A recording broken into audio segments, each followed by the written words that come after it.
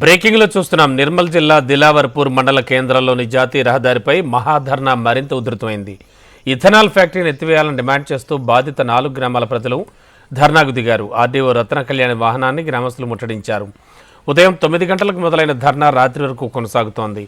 చలిమంటలు వేసి గ్రామస్తులు ధర్నా నిర్వహించారు. ప్రజాభిప్రాయానికి వ్యతిరేకంగా ఇథనాల్ ఫ్యాక్టరీని కొనసాగించిన వెంటనే ఆర్డీఓ రత్న కళ్యాణ్ని ప్రశ్నించారు.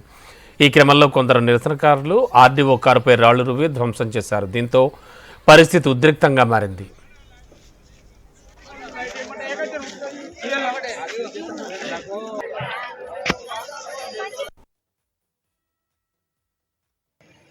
ఈరోజు దిలావర్పూర్ రైతులు మార్నింగ్ నుంచి రోడ్ మీద ధర్నా చేస్తూ ఉన్నారు. సో మేము ట్రాఫిక్ డైవర్షన్స్ చేసుకున్నాము.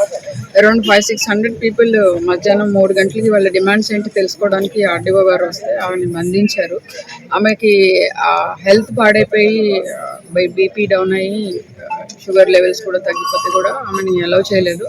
అంబులెన్స్ కూడా అలౌ చేయలేదు. బలవంతంగా ఆమెని కార్లోనే డిటైన్ చేసి చుట్టూ సరౌండ్ చేసి ఉంచారు. ఆమెని ఇప్పుడే ఆఫ్టర్ 5 hours మేము రెస్క్యూ చేయడం జరిగింది. రెస్క్యూ చేసి సేఫ్గా హాస్పిటల్కి షిఫ్ట్ చేసాము.